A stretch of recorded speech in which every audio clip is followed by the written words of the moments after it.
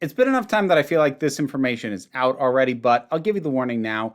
Major spoiler for Alien Romulus. Although, given the subject matter of the video, you can probably at least guess the nature of that spoiler. Oops.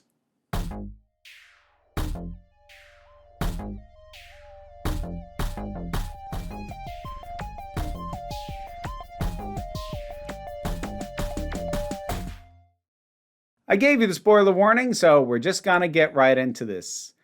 Ian Holm was digitally and animatronically and AI-ly recreated for a part in Alien Romulus. Ian Holm played Ash in the original Alien and passed away in 2020.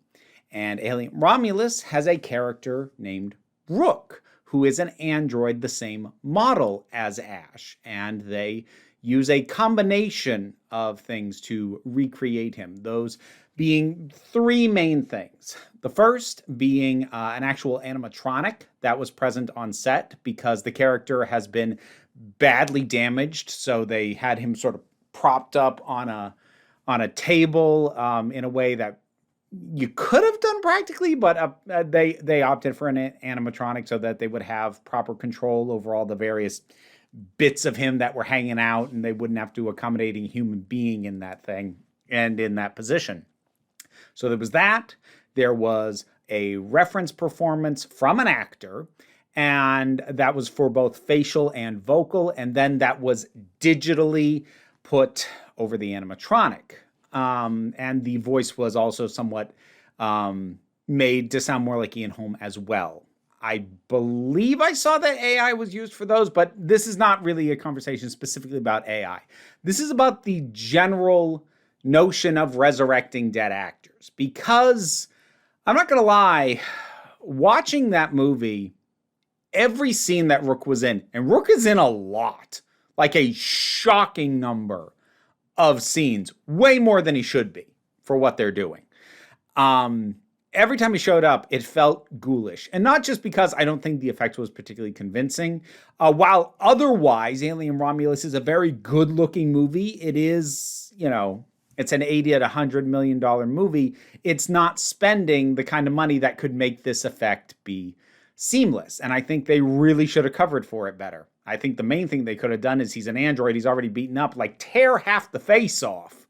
Like, seriously, bust him up more. Because every time that thing was well lit, it looked okay when it was coming over a CRT monitor that was like staticky. It was like, that's okay. But like every time they showed it direct, didn't like it. And it wasn't just the uncanny valley effect. It was that to a certain extent, especially the mouth. Mouth looked all wrong. But it wasn't just that. The more it happened and the longer it went on, it just felt ghoulish. It felt morbid. It felt macabre in a way that is exploitative, not fun. And what I've just realized at this point overall is I have very much soured on this entire idea of using this technology to bring dead actors back for parts. I'm actually really not okay with it. I'm uncomfortable with it on multiple levels, actually. Partially just because I think in many cases, it just feels very gross when this kind of thing is done. Like, ultimately what you're doing is taking an actor's likeness and pretending they're still here. You might as well dig their body up and puppet it on the set. That's a slight exaggeration, but it is kind of the area in which I end up feeling. So let's be honest about a few things before we get too far into this. Spiritually, this is not new.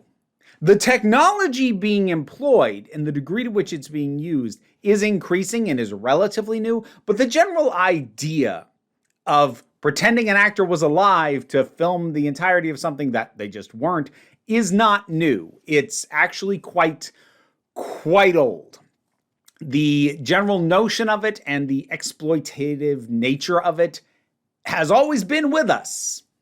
And it's just, accelerating in what could potentially be done. So to give you an idea of just the history of this, because I fell down a little bit of a rabbit hole looking into this, I actually find it kind of fascinating. One of the earliest examples that I could find was Bela Lugosi, specifically in his appearances in Ed Wood's notoriously horrible Plan 9 from Outer Space. The footage actually of Bela Lugosi that appears in that is mostly test footage. He died really before shooting anything proper for that. But Ed Wood had this footage, and he wanted to be able to bill his movie as Bela Lugosi's final movie. So he took every scrap of footage he had that had Bela Lugosi in it and found a way to insert it in, and then had a guy who did not look like Bela Lugosi at all, not even in silhouette. He was way too tall. Hold up a Dracula cape over his face like that and pretend to be Bela Lugosi. He was shemping. If you're not familiar with that term, it's an old practice, but using that term actually comes from Sam Raimi. He would use it to refer to the Three Stooges because there was one of the Three Stooges members, Shemp Howard, passed away, but the group was still under contract to deliver several more films with him in it. So they took a couple scraps of stuff that they had that he shot and then used body doubles to complete their obligations. Now, Sam Raimi partially adopted that because he would use body doubles, not necessarily to cover for an actor having died, but to cover for the fact that he actually didn't have that many actors, because Sam Raimi started out in low-budget filmmaking, and so, like, yeah, you're playing this character. And then later we're going to slather you in a whole bunch of makeup and you're going to play this monster as well. Oh, and that actor had to leave, so we're going to film you from behind and pretend you're them. He would call that shemping. So those are a couple of examples. Bruce Lee, A Game of Death, was a film he had started filming, did not get to finish. It was put on hold so he could do Enter the Dragon, and then he died before he was able to finish it. That was completed with a mix of replacement actors, body doubles, and whatever existing footage there was. A particularly notorious one is Peter Sellers and the film Trail of the Pink Panther. Now that was released 2 years after Peter Sellers died, and pretty much all of his scenes in that are made up of deleted scenes from The Pink Panther Strikes Again, which had a significant amount of deleted footage because it was originally envisioned as a grander, sort of just larger scale production, and eventually the studio said, this isn't working, trim it down to an hour and a half. Now, there was actually a lawsuit over that. Peter Sellers' widow sued over this. Officially, the reason for the lawsuit was the diminishment of Sellers' reputation as a performer on the basis that, making a film like this is just bad. The believed reason for why she actually did it was Peter Sellers had vetoed the idea of ever using these deleted scenes for anything else, whether he was still alive or not. But that wasn't an argument that was going to hold up in court because there was nothing contractual about that. So she went the route that she did and got a $1 million settlement out of it. Here's the thing about that old technique that you used to have to do, which was you still needed some existing footage. And honestly, the results were pretty much never good. Because whatever it is you're trying to build, you are severely hampered by whatever footage you've already got, because you can't get more. You have to build a story, a narrative, and then edit whatever you've got around the fact that you can't change the footage you have and you can't shoot anything new with this performer. Like, you can shoot some body double stuff, get them in the distance, shoot them from behind, but like, you want them proper, what you've got is what you've got. And when you try and make a film just in that style, you're just trying to stitch together the pieces you have, you can tell. You end up with a bad, sloppy product, even in the case of some of these things being made by otherwise good directors like Blake Edwards with that Pink Panther movie. Blake Edwards is a good director, but you can't make a decent movie like that. You just can't, not unless it was mostly finished. Which brings us to some later examples where the digital replacements started to come in with stuff like, say, Gladiator, which Oliver Reed died before he was able to finish. Now, he had shot most of his scenes. They did minor rewrites to make it so his character no longer survived the movie. Originally, he did. So they cut some of his later speaking scenes, and then he has a number of scenes where you see him, but he doesn't really say much. And for that, they got a body double and did a digital face replacement. Now, that is, I would say at this point, while I'm going to come down pretty hard on the side of please stop doing this, stop bringing back dead actors. And I'll get more into my litany of problems with this once we're past the history part of it. But understand, that's where I'm going. What I will make some allowances for is when an actor dies during production. So something like Gladiator, or a more recent example, Furious 7, where Paul Walker unfortunately and very tragically passed away before filming was complete. Now, that film was finished through the use of body doubles, actually in particular Walker's brothers, who had a very similar build to him, and then again, digital face replacement and a little bit of retinkering of the script to figure out how to, well, write the character out without the character actually dying, but also to just figure out, okay, what can we actually create that we haven't already shot with him? I'll make some allowances for that because we know for a fact the actor signed on to do it. They wanted to be here. I mean, want might not be the best word. Sometimes actors just want the paycheck, but like they agreed to be here. And I will make some allowances for that. I will still kind of raise an eyebrow once you get into a Plan 9 from Outer Space situation, which is, yeah, he agreed to be in your movie, but he didn't film jack. Not really. Like, that's where you start dipping back into a ghoulish area, because if you've got so little footage that you're having to scrape together, your test footage, just get a new actor, which realistically Ed Wood couldn't do. He was a small budget, very bad filmmaker who just happened to have a connection with Bela Lugosi that he was able to exploit. If he was going to get financing for the movie, he needed to be able to say it was Bela Lugosi's last film. If he just replaced it with somebody he could actually afford, i.e. a no-name, the movie never would have gotten made. And the world... I was going to say the world would be a better place. That's a little harsh. The world would be certainly a less camp place. And you can have your own personal view on whether that's a good thing or a bad thing. But that is where I will give some wiggle room on this issue of recreating actors who've passed away. If you're doing it specifically to finish a film that they were on, that they were trying to be in, that they were intending to finish, okay. Now, notice I said film, not franchise. Because there's some people who will do some twisting of that, like, well, this person agreed to be in this ongoing franchise. Can't we keep using them? That's not the same thing, and you frickin' know it. But Oliver Reed and Paul Walker was where we started to get the digital face replacements. Now, there was still a little bit more lingering of the using old footage thing. That came up in Superman Returns to bring back Marlon Brando as Jor-El, Superman's father. And then the really weird case of Sky Captain and the World of Tomorrow, a movie which nobody remembers and I wish I hadn't seen. It looked like it could have been fascinating. It was just boring. But anyway, they pulled together a ton of existing footage and slapped a weird filter over it to basically have the 13 years deceased Laurence Olivier playing the villain. It ultimately turns out that it's like actually a machine or a computer, and it's just like a recreate. It's like in movie, it kind of replicates what they actually did, at least to the best of my memory. I barely remember this thing. But, it's just garbled footage and like it's meant, they come up with a story to cover for the fact that they can only use existing footage. Again, very much hamstrung by their own concept. But again, you're shoving him into something he didn't even agree to be in.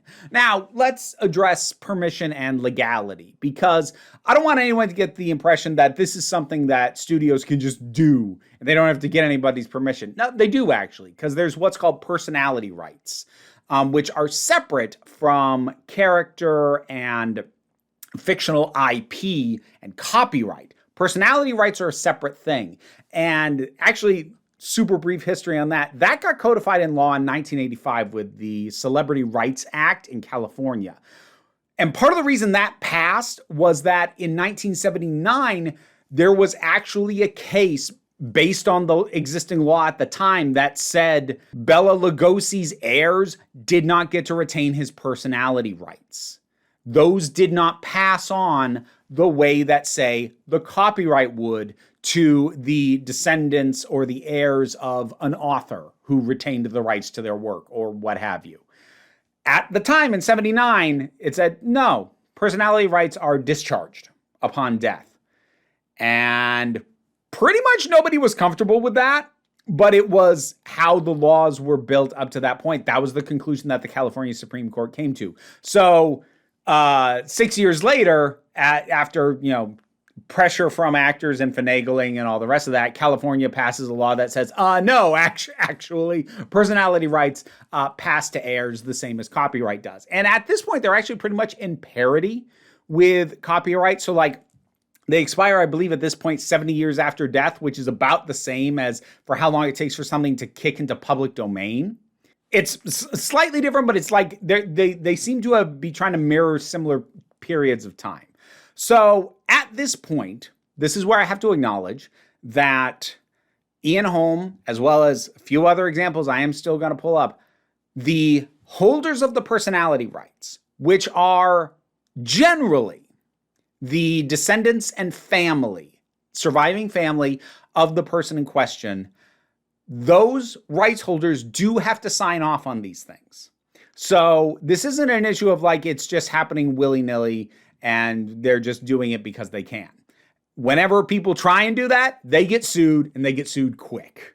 So permission was absolutely granted for Alien Romulus and for something like Rogue One, which was, I think, the point at which things really started to shift, because everything else prior to this, even with the use of body doubles and facial replacements in something like Furious 7, was still with the intent of completing a work that the actor didn't get to complete. Peter Cushing as Grand Moff Tarkin in the original Star Wars, he did not agree to be in Rogue One.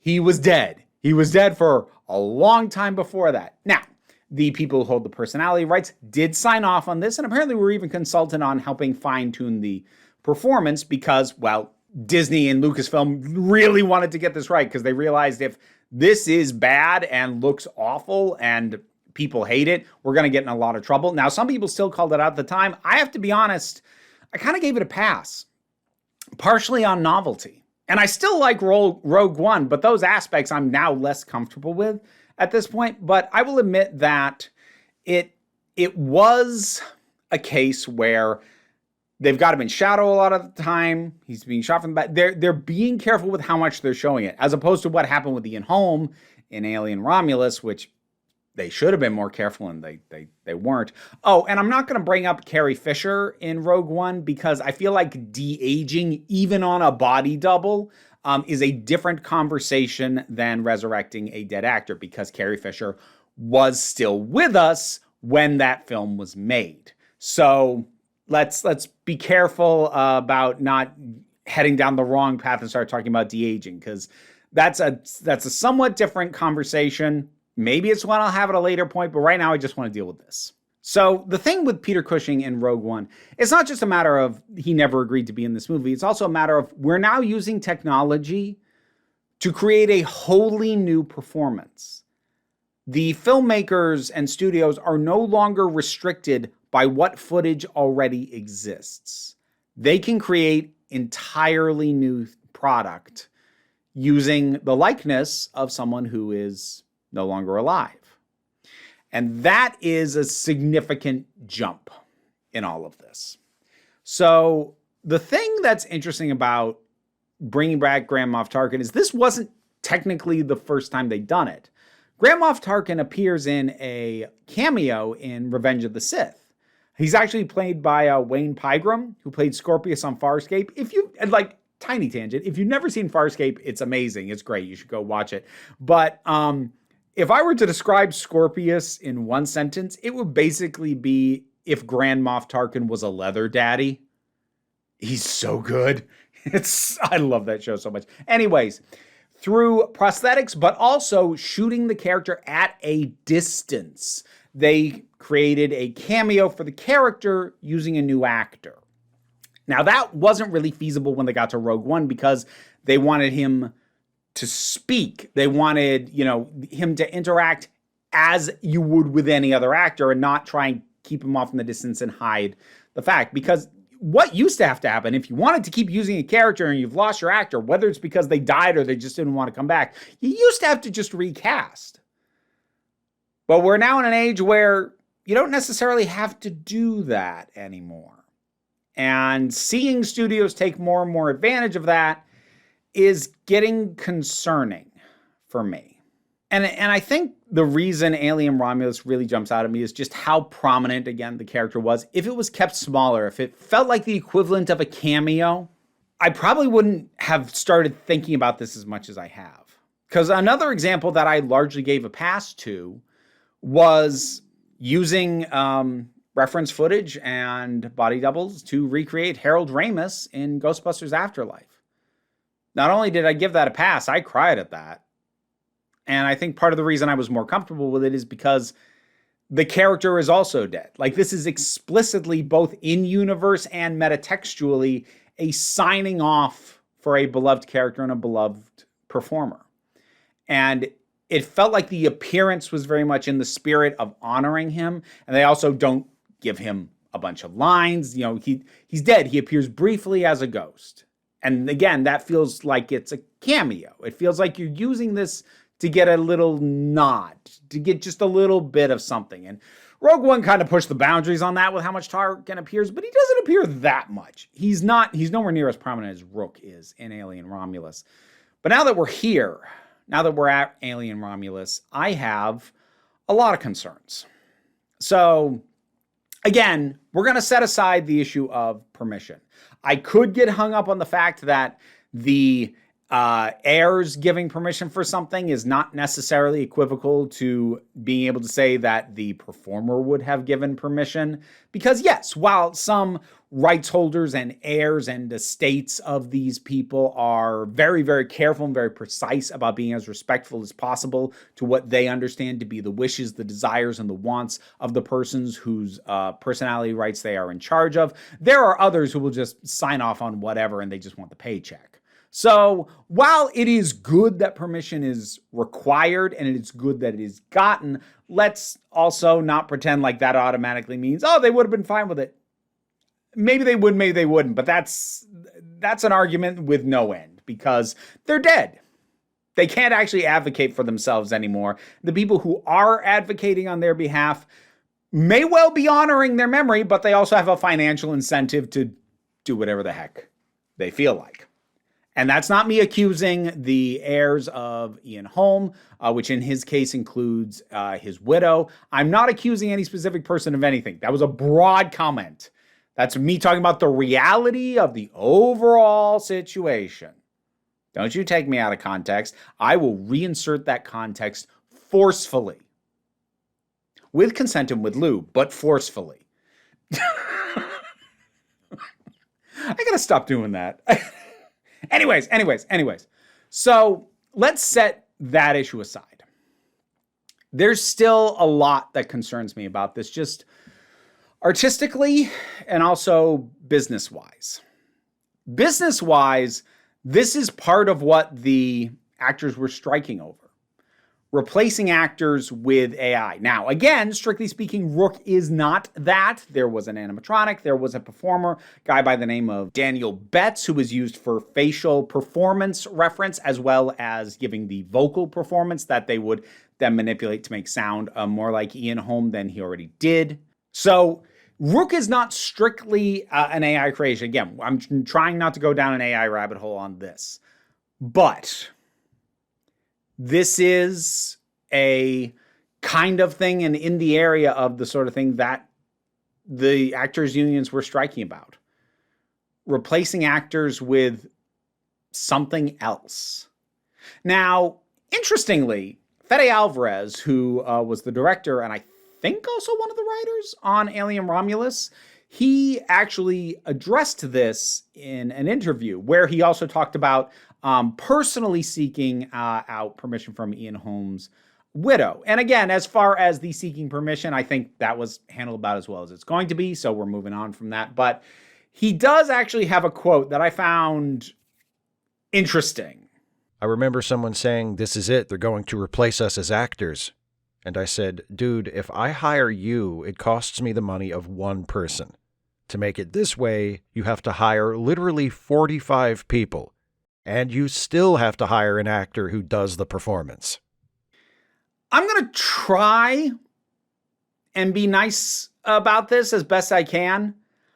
I think this is a naive and overly defensive statement. Overly defensive insofar as he has to justify what it is he's done, because otherwise people are going to have those kinds of concerns about it. So, like, he has to act like, no, this is totally okay. Naive because, okay, yeah, sure. The way that you personally opted to do this through the use of an animatronic that had to be built and puppeted, and then you had to get an actor for these references, and then you had to have digital people working on it after that. Yes, the way that you did it required 45 people, including an actor. It is naive, if not willfully ignorant, to pretend like this is the only way that this will ever be done in future. To pretend that this means every time a dead actor is resurrected, it's going to mean the employment of 45 creative people or digital artists or what have you. It's not. Not everyone is going to do it the way that you did. The fact that you used an animatronic at all was for very specific reasons, very particular to this movie. So scrap all that immediately. But even if you're just counting all the digital artists that are involved, digital artists are one of the few areas of the film industry that is not heavily unionized. And as a result, yeah, you could tell me I have to hire all these people plus an actor anyway. Yeah, that might be true. But you are hiring them at a lower cost per head. Because if Ian Holm was still alive, and as a recognizable name, as an established personality, as someone who people know and love, and understand, Ian Holm's not even, much of a leading actor. He's more of a character actor, but he was amazing. He was a great actor, and people know who he is. Hiring him as an individual would have cost you definitely more than any single person you hired. Now, I can't say definitively that if he were alive, it would have cost you the same or more to hire him versus hiring all these other people, but it at least warrants a comparison. It's a little bit iffy to defend yourself by saying, but I'm hiring all these other people when you know, not a single one of them is being paid as much as you would have paid Ian Holm. Now, does the total of all of them add up to as much as you would have paid him? I don't know. I have absolutely no idea. I can't prove that, and neither can he or anyone else on the other side of this particular argument. So that's the first thing. It is distinctly possible that while more people get employed this way, it might end up being a cost-cutting measure in some cases. Because as expensive as this might be to do, depending on how big the actor is you're recreating, it might have cost you more to actually get them. Or get a living actor of applicable clout and pull and reverence. To get somebody on par with Ian Holm, and accepting that he died, but to get somebody of that level of recognition might still have cost you more than all the rest of this did. Again, I don't know, but it might have.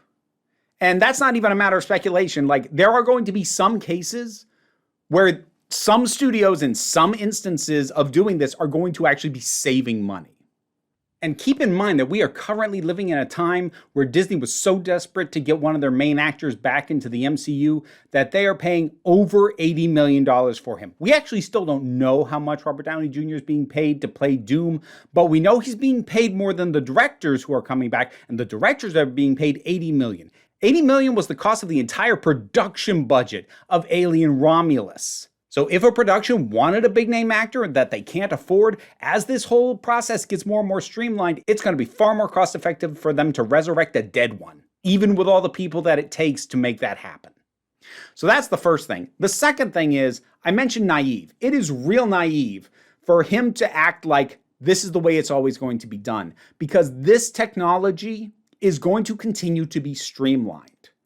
And as it gets more and more streamlined, and again, because especially the digital artists don't have a lot of unions, they are going to have fewer and fewer and fewer of them employed. As this process gets streamlined, gets easier, probably with AI assistance, and it is going to require fewer and fewer actual digital artists involved, and you are probably going to end up crunching the heck out of them with absurd hours, because again, that is the biggest part of the industry that isn't unionized consistently.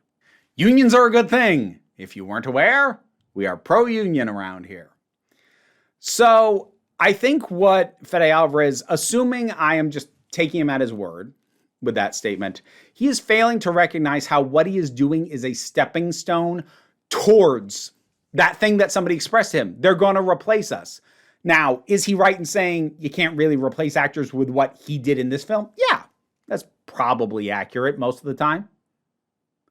But what you're doing is a stepping stone towards a situation where that does become the case. And beyond that, yeah, sure. You did technically hire an actor. I mentioned his name earlier. Anybody remember? Anyone? His name was Daniel Betts. And he's not really gonna get much work off the back of this. Not as a camera-facing actor. At best, this is gonna put him on trajectory to become an incredibly niche, incredibly specific actor used for recreating facial performances and vocal performances of deceased actors. Like, this is not a standard acting resume item. It's like how if you know much about, say, monster suit performers, once you get to large budget filmmaking, there aren't that many. Like, for background stuff, ton of them, sure. But like hero monster performers, there's really only like a dozen or so. Because you've got folks like Doug Jones, who is incredibly thin, incredibly tall, and he's a contortionist, so he's incredibly flexible, and you get him for your Pan's Labyrinth monsters and your Abe Sapiens and whatnot. And then you have people like Derek Mears for your bigger, bulkier sort of monsters. You have people like Andy Serkis with the specialization in performance capture sort of thing. Like, it's a pretty niche thing where you end up with fewer performers who are super specialized. That's not a growth industry either. And yes, I am aware there are other performers who do this kind of thing, but my point is it's a smaller pond. And more importantly, the best known, most expensive motion capture actor that you can get is still going to be cheaper than even a mid-grade Hollywood star. You're removing the ability of an actor to be a camera-facing star and shoving them into a niche that, if it builds into something that is used more commonly, is going to have a handful of people in it because they already know how to work with the tech and how to perform and how to mimic facial performances of other people. It's going to be a handful of people. You are not creating more work by doing this. And there's another factor in this too. Now, funnily enough, this is something I've actually talked about before. Because I'm a big fan of Doctor Who, and one of the big things Doctor Who related is Big Finish audio dramas. I like them a lot. I have not heard all of them. I haven't even heard a fraction of them. There's a ton of these things.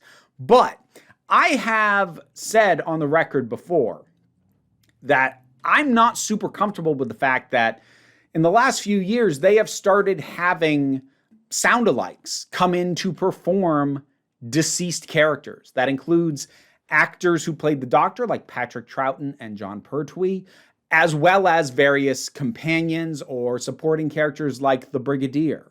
There's an entire range of things featuring the War Doctor with a sound-alike standing in for John Hurt. I don't want to denigrate the performers doing these. That it's a very difficult thing to be able to do a good impersonation, but also give an actual performance. That's a very difficult thing. It's a very specific skill, and I'm not denigrating these actors. Good on them for having the skill to do that. I still don't like that Big Finish does it, though. And one of the reasons, aside from just me personally finding it a little bit morbid and a little bit ghoulish, even if I set that aside, it incentivizes you to just bring back old things rather than make new things. This was a point I actually got to make directly to one of the heads of Big Finish because I interviewed him a little bit back. I brought this up. Do you feel that the sort of the breaking of that seal And starting to do that has possibly led to a diminishment in more long-term original characters, like a lot of the original companions that used to be introduced or things like that, because now you suddenly have access to stuff that it makes creating new things almost redundant. You have hit a nail on the head that I didn't even know was sticking out of the wall. That's very interesting. I will bring this up with everyone else, Vera, because I hadn't even thought of that, but you're absolutely right. Big Finish for a long time, their whole selling point was we have the surviving actors who play the Doctor. You know, over time they got pretty much all of them coming in and doing work, and then we were creating these whole new adventures with new companions and new villains and all this stuff. But then they've just started doing more and more stuff with voice recreations. And like, yes, the adventures are still new, but you're not creating a truly new thing. They used to create wholly original characters, beloved characters like Evelyn Smythe and Charlie Pollard and so many others. Why would you keep creating original stuff like that when you can just recreate what you already know people love? It's stifling. It feels like it expands options, but it stops you from taking risks. And this is a major problem with the industry right now. The industry is risk averse, and anything that they can do that lines up with stuff that has been successful before, they're going to do that before they try something new. That's been a problem with the industry for a long time, but it's getting worse. This is why, even as the reception, be it box office, streaming, critical, or fan reception of things like Star Wars, like the MCU, and Star Trek and whatnot, even Doctor Who to a certain extent, as much as those things might be declining, we still get more and more and more, and it keeps getting pushed because it's been successful before, and they're going to keep doing it. When they could be trying something else, they still go back to the well. Why try and find new actors, new voices, new performers when you can just recreate an old one? It creates just this holding pattern. It's an artistic circle jerk, to be completely honest. Nothing new comes out of that process. No new talent. No new exciting performers. Now, like, we'll still get new actors from things that don't have the money to do this kind of recreation, even as this kind of recreation becomes cheaper, because ultimately you're still going to have to get permission and probably pay a certain amount to have the rights to be able to do this.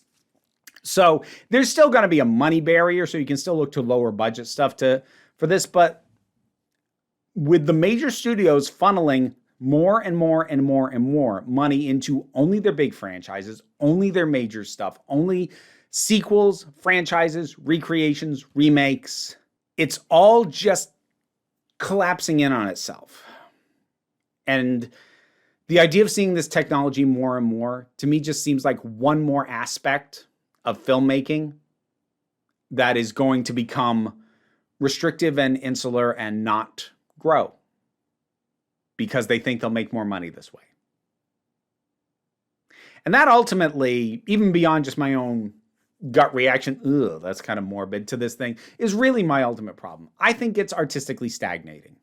It's not even that there isn't a reason to bring these characters back, narratively speaking. There's a pretty good reason to bring in an android that looks like Ash. And if it was in a comic book, I probably would have been fine with it. But you brought back a dead actor. Having to look beyond the established stuff, find something new, make new characters, build new worlds. That's what gets me more excited. I am getting less and less and less interested in revisiting stuff I already love. I'm not saying I ever want that to go away fully, but I don't want that to be the only thing that I have either. So, yeah. Recreating dead actors.